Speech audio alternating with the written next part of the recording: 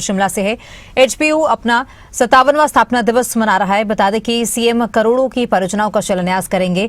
18 करोड़ रुपए से अधिक के विकास कार्यों को स्वीकृति दी जाएगी। नई डिजिटल लाइब्रेरी से छात्रों को सुविधा मिलेगी। बहुउद्देशीय भवन और अकादमिक ब्लॉक का निर्माण भी जो है सीएम सुखू द्वारा किया जाना। और सीएम सुखू कार्यक्रम में पहुंचे हैं, स्थापना दिवस में पहुंचे हैं। क्या कुछ कह रहे हैं आपको सुनवाते हैं। अपने जीवन के 8 वर्ष मैंने इस विश्वविद्यालय में बताए और यही ऑडिटोरियम था और यही पूरा सभागार था।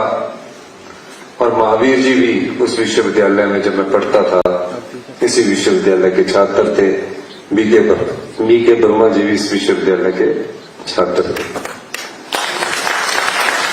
8 वर्षों का लंबा अनुभव मैंने इस विश्वविद्यालय में प्राप्त किया।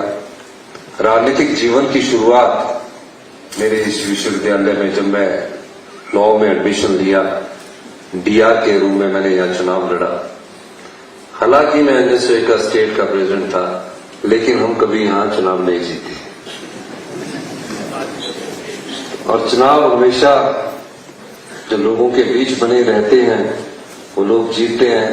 लेकिन एक बात की खुशी थी कि जब हमें पहली बार यहाँ सबसे ज्यादा वोट पड़े तो हमें बहुत खुशी और बहुत आनंद अनुभव हुआ। और जब भी हमारा कोई सांस्कृतिक कार्यक्रम होता था, क्योंकि सभी छात्र संगठन यहाँ अपना सांस्कृतिक कार्यक्रम करते थे, चाहे वो एसएफआई है, चाहे एबीवीपी है, चाहे एनएसयूआई है।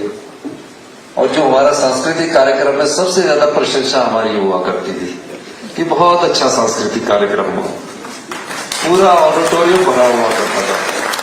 और जब चुनाव का परिणाम घोषित होता था तो हम तीसरे नंबर पर ही रहते। लेकिन सीखने को बहुत कुछ मिला। अभी मैं प्रोफेसर महावीर जी की बात सुन रहा था। उन्होंने कहा कि इस विश्वविद्यालय की ताकत क्या है। इस विश्वविद्यालय की ताकत ये है कि आज आप वाइस चांसलर की कुर्सी पर बैठे हैं और मैं मुख्यमंत्री की कुर्सी पर बैठा।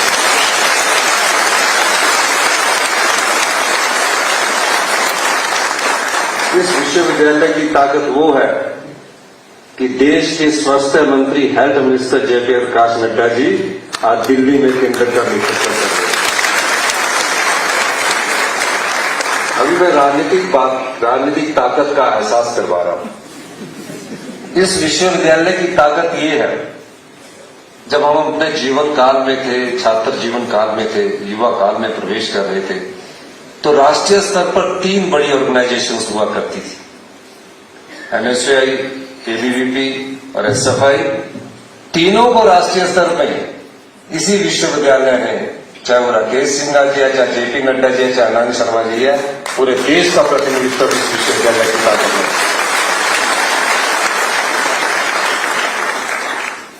इस विश्वविद्यालय की ताकत ये है कि प्रोफेसर राज बहादुर जी बैठे हैं आईजीएमसी में। इससे पहले सारे मेडिकल कॉलेज के टेस्ट ये विश्वविद्यालय आयोजित करता था। और पूरे देश के जो बेस्ट डॉक्टर हैं वो इस विश्वविद्यालय की ताकत से बनकर निकलेंगे, चाहे कहीं भी चले जाएंगे। धीरे धीरे विश्वविद्यालय बड़ा हुआ, स्वरूप बदला। पूरे विश्वविद्यालय में पूरे हिमाचल प्रदेश के छात्र छात्राएं हुआ करती थी और विश्वविद्यालय में एक सीखने का मौका मिलता था। मैं कह सकता हूं, जिन लोगों ने जिस भी चीज को अपने जीवन में चुना होगा और जिस भी लक्ष्य को तय किया होगा, वो इस विश्वविद्यालय की ताकत में हर जगह उच्च पद पर ही होगा।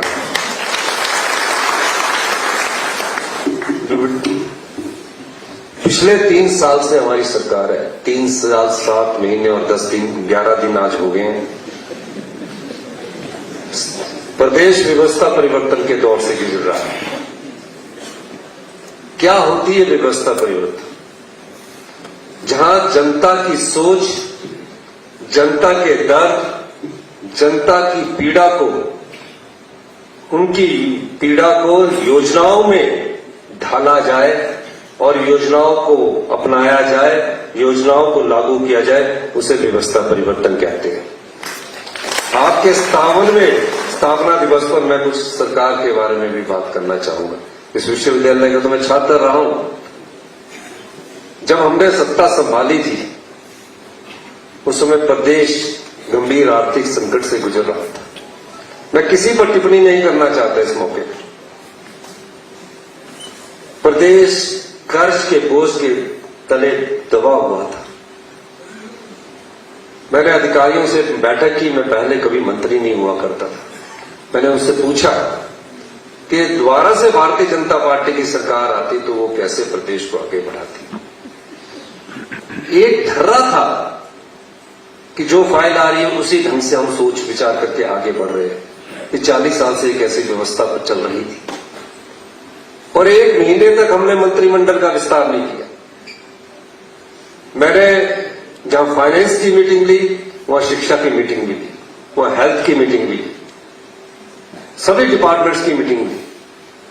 पाया गया कि पैसा कहां से आएगा और जो हमारे पर कर्जा चढ़ा हुआ था 76,760 करोड़ रुपए का, उस कर्जे को चुकाने के लिए हमें कर्जा लेना पड़ रहा है।